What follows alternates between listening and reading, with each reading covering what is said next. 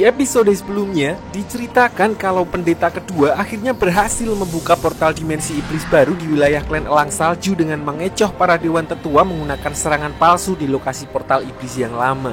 Untungnya, ketua sekte Gunung Dewa bertindak cepat dengan memasang pembatas di sekeliling wilayah Elang Salju sehingga membuatnya tidak bisa lari dari tempat tersebut. Untuk mengatasi masalah itu, pendeta kedua lalu memerintahkan Moyang Chen untuk segera datang membantu karena ternyata dia mengetahui rahasia dari teknik pembatas roda bulan milik ketua sekte Gunung Dewa.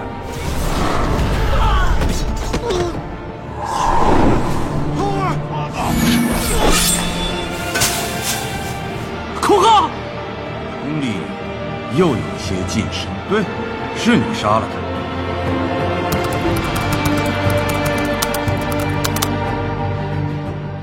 Singkat cerita, Moyang Chen lalu kembali mendatangi ketua Kong di kediamannya sambil membawa jasad Kohan, di mana dia lalu mengancam akan mengincar Yue jika ketua Kong masih bersikeras menolak permintaannya. Dengan perasaan campur aduk antara kaget, marah, dan takut, ketua Kong akhirnya terpaksa menuruti permintaan Moyang Chen untuk melindungi Yue, putri semata wayangnya.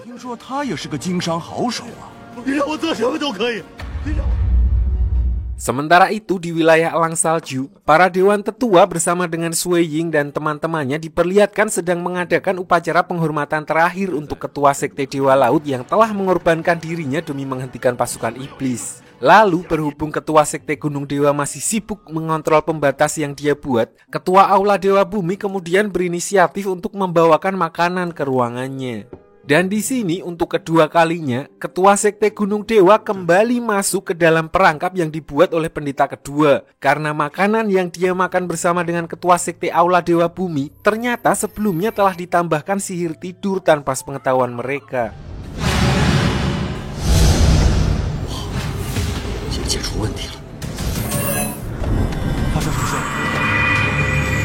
Bersamaan dengan itu, Moyang Chen dan Shiho juga diperlihatkan telah sampai di luar pembatas dan langsung melancarkan aksinya begitu mengetahui kalau kekuatan pembatas tersebut sudah melemah. Dan akhirnya tanpa diketahui oleh siapapun, pendeta kedua berhasil keluar dari wilayah Elang Salju sambil membawa peti iblis dengan aman. Sementara Yue yang saat itu sedang berjalan-jalan di halaman, kemudian melihat para prajurit Elang Salju yang tiba-tiba berlarian ke arah keluar, di mana dia lalu menggunakan ilmu penerawangan gelapnya untuk mencari tahu apa yang sedang terjadi. Yue pun semakin heran ketika melihat ayahnya ada di sana dan terlihat sedang berbicara dengan Paman Tong yang sebenarnya adalah pendeta kedua yang masih menyamar. Dengan polosnya, Yue lalu mendatangi mereka berdua karena di sini dia sama sekali belum mengetahui apa yang sebenarnya terjadi. Sampai akhirnya Moyang Chen muncul dan Yue pun akhirnya menyadari kalau ada sesuatu yang tidak beres di antara mereka. Di sini pendeta kedua lalu menampakkan wujud aslinya dan berniat untuk menghabisi Yue karena dinilai sudah tahu terlalu banyak. Namun ayahnya yang melihat hal itu kemudian mengorbankan dirinya untuk melindungi Yue. Saat sudah sentik-sentik, di sini ayahnya juga sempat meminta maaf pada Yue karena dia tidak bisa menjaga Kohan. Lalu tepat saat Moyang Chen akan melancarkan serangan keduanya, giliran Yang Po yang muncul dan menyelamatkan Yue dengan menggunakan jurus langkah 1000 miliknya.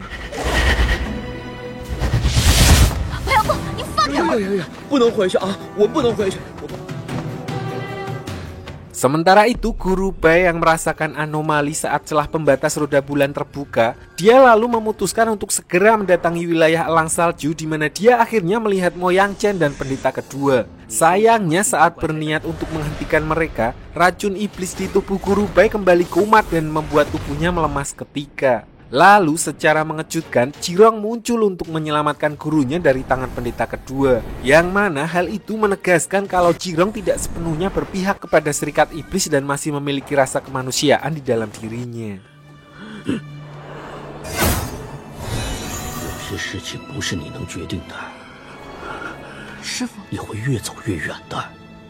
Sementara itu, Pamantong yang sebelumnya telah diberikan racun mematikan oleh pendeta kedua menggunakan semua kekuatannya yang tersisa untuk keluar dari ruang bawah tanah, di mana dia akhirnya berhasil ditemukan oleh Paman Zong dan langsung dibawa untuk diberikan perawatan. Namun sayangnya nyawanya tetap tidak bisa tertolong karena racun tersebut sudah terlalu lama berada di dalam tubuhnya. Dengan kejadian itu, Dewan Tetua pun akhirnya menyadari kalau mereka telah lengah sampai tidak menyadari kalau selama ini mereka telah dipermainkan oleh pendeta kedua yang menyamar sebagai Pamantong.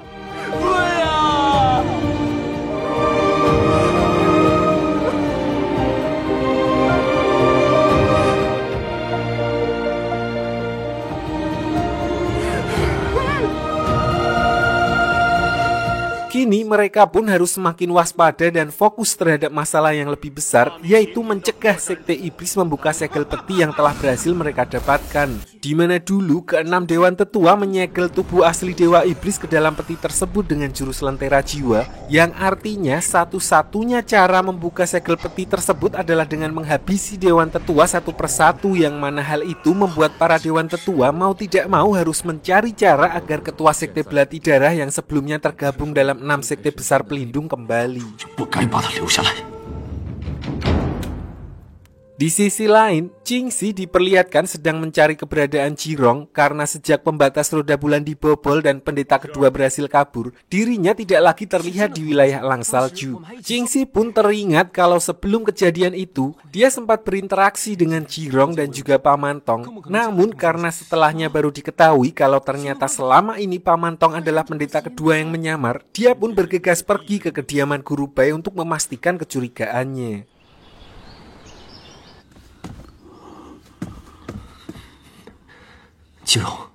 Singkat cerita, di kediaman Guru Bai, Jingxi pun akhirnya bertemu dengan Jirong yang sudah berada di sana dan terlihat sedang merawat luka Guru Bai. Namun saat Jingxi menanyakan tentang keterlibatannya dengan sekte iblis, dia dengan tegas membantah tuduhan tersebut dan berkata seolah-olah tidak mengetahui tentang kematian Pamantong. Tidak hanya itu, Jirong juga mengatakan hal yang sebaliknya dan mengaku kalau sebelumnya dia telah mencoba untuk menghentikan Mo Yang Chen dan pendeta kedua saat mereka berusaha kabur dari wilayah Elang Salju dan bahkan sempat terkena serangannya. Dan anehnya lagi, pernyataannya itu didukung oleh Guru Bai yang seharusnya tahu kalau Jirong saat itu sedang berbohong. Setelah mendengar perkataan gurunya, Jingxi pun akhirnya meminta maaf dan kembali percaya kalau Jirong bukanlah bagian dari serikat iblis.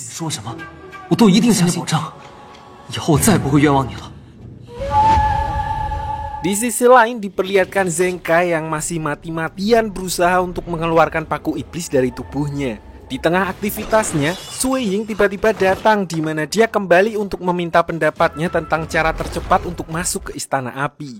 Di sini Zheng Kai lalu berkata jika tujuan Sui Ying memang untuk melawan sekte iblis, maka hal yang lebih penting adalah untuk menyatukan kembali Dewan Tetua. Karena hanya dengan itu, mereka akan bisa mencegah sekte iblis membuka peti yang berisi tubuh asli Dewa Iblis yang sebelumnya telah disegel menggunakan lentera jiwa para Dewan Tetua. Untuk itu, Zheng Kai kemudian menyarankan agar Sui Ying mencoba untuk membujuk ketua sekte Belati Darah agar mau bergabung kembali dengan Dewan Tetua. Jika dia bisa melakukan hal itu, insya Allah para Dewan Tetua akan membuat pengecualian untuk mengizinkan Sui Ying bergabung dengan Istana Api.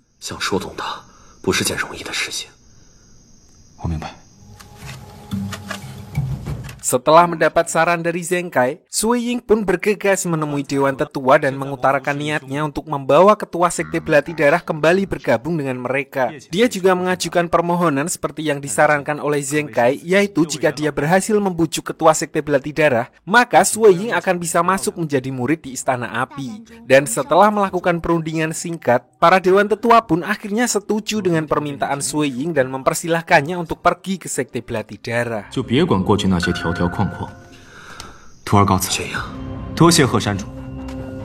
Tanpa membuang waktu, Sui Ying langsung bergegas pergi menuju ke wilayah sekte Belati Darah bersama dengan rekan-rekannya, di mana di tengah perjalanan, mereka kemudian tidak sengaja berpapasan dengan seorang nenek misterius di dalam hutan bambu di sekitaran wilayah sekte Belati Darah. Karena zaman segitu belum ada Google Maps, Sui Ying pun berinisiatif untuk menanyakan arah menuju ke Sekte Belati Darah karena dia agak-agak lupa rute menuju ke sana. Lalu setelah melihat gestur Sui Ying yang penuh sopan santun dan tidak ada gerak-gerik mencurigakan akan pinjam duit, nenek itu pun langsung menunjukkan jalan masuk menuju Sekte Belati Darah kepada mereka berempat.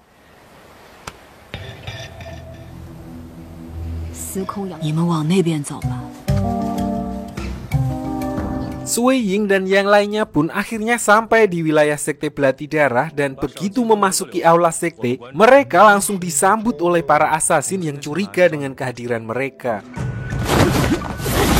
Namun di tengah pertarungan itu, tiba-tiba salah satu asasin memerintahkan rekan-rekannya untuk berhenti menyerang karena dia menemukan sebuah koin identitas sekte mereka yang terpasang di sarung tangan Sui Ying, di mana benda tersebut menandakan kalau orang yang memakainya sudah mendapat izin dari ketua sekte untuk memasuki wilayah mereka. Dan seketika itu juga, Sui Ying langsung teringat dengan nenek-nenek yang mereka temui sebelumnya dan memutuskan untuk kembali ke hutan bambu untuk menemuinya.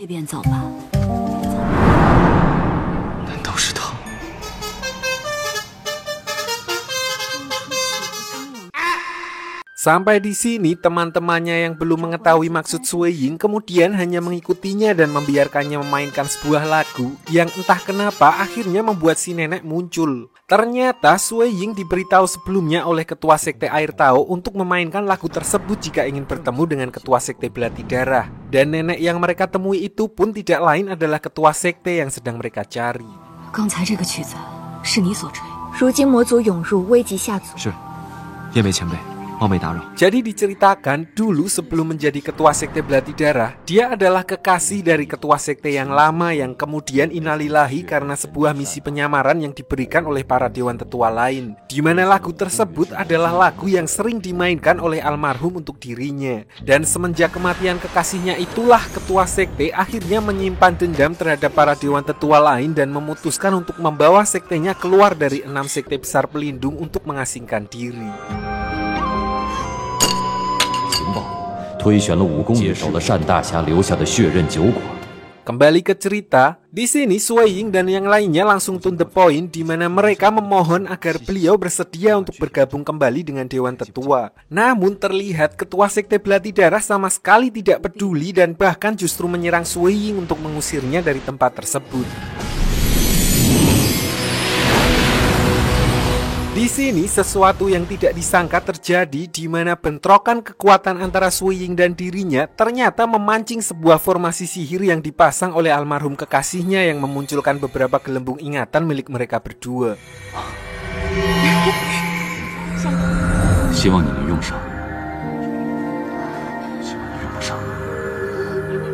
Dan setelah menyaksikan gelembung ingatan peninggalan kekasihnya, ketua sekte akhirnya tersadar kalau almarhum ingin agar dirinya meneruskan perjuangannya melawan sekte iblis. Oleh karena itu, dia akhirnya setuju untuk ikut dengan Sui Ying dan dengan begitu sekte Belati Darah pun secara resmi telah bergabung kembali dengan Dewan Tetua.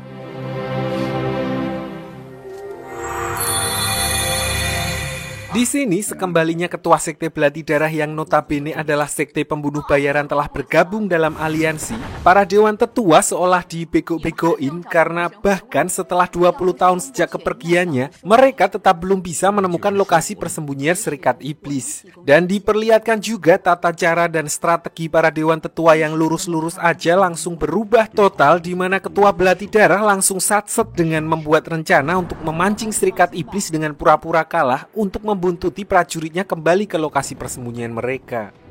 其实我一直很好奇，那价钱我来定，像长风骑士一样，成为我们正派的得力助手。我们会兑现承诺。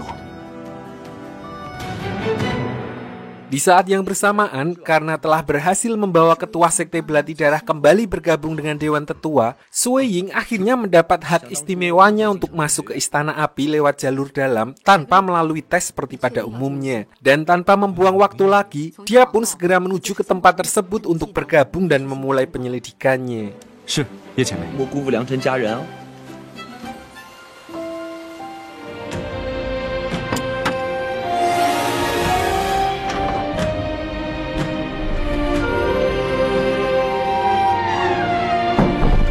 Begitu memasuki area Istana Api, Sui Ying langsung disambut oleh seorang pembimbing yang sudah menunggu kedatangannya, di mana dia kemudian mengajak Sui Ying berkeliling dan memperkenalkannya kepada murid-murid senior di sana.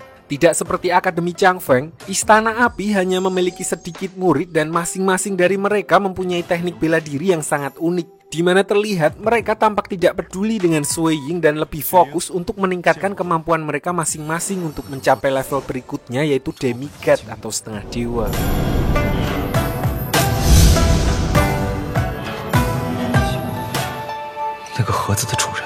Singkat cerita, setelah perkenalan itu, Sui Ying lalu pergi berkeliling seorang diri sekalian untuk memulai investigasi, di mana dia lalu tidak sengaja melihat salah satu murid Istana Api yang gerak-geriknya mencurigakan. Dan tanpa banyak basa-basi, Sui Ying langsung menyergap orang tersebut karena curiga kalau dia adalah salah satu kaki tangan sekte iblis yang ada di Istana Api dan langsung membawanya untuk menghadap Dewan Tetua. Namun anehnya para Dewan Tetua justru seperti membela orang itu dan malah menegur Sui Ying karena bertindak gegabah tanpa mengetahui seluk-beluk Istana Api.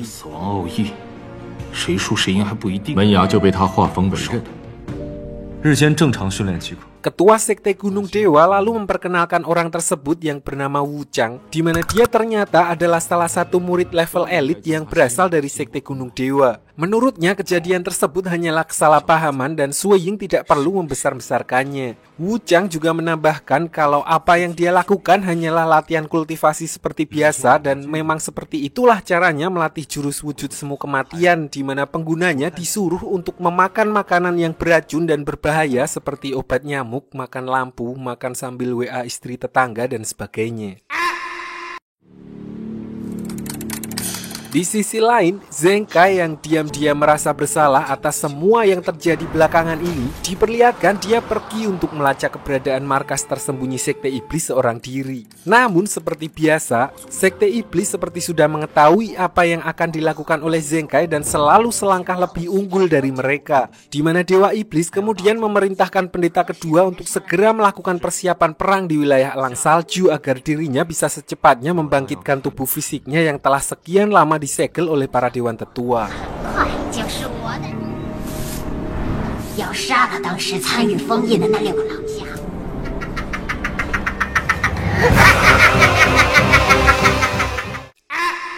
Untuk itu, pendeta kedua kemudian mengirim pesan kepada Jirong agar dirinya segera melaksanakan tugasnya, yaitu menghabisi seluruh penduduk di wilayah Elang Salju untuk memicu peperangan tersebut menggunakan pusaka iblis yang diberikan kepadanya. Dan tanpa disangka, ternyata Guru Bai memergoki Jirong yang baru saja berkomunikasi dengan pendeta kedua, di mana alih-alih marah karena muridnya sendiri ternyata adalah bagian dari serikat iblis. Guru Bai hanya menasihati Jirong dengan sangat lembut dengan mengatakan bahwa setiap kesalahan pasti bisa diperbaiki, dan yang terpenting adalah jangan menganggap jalan sesat sebagai jalan pulang.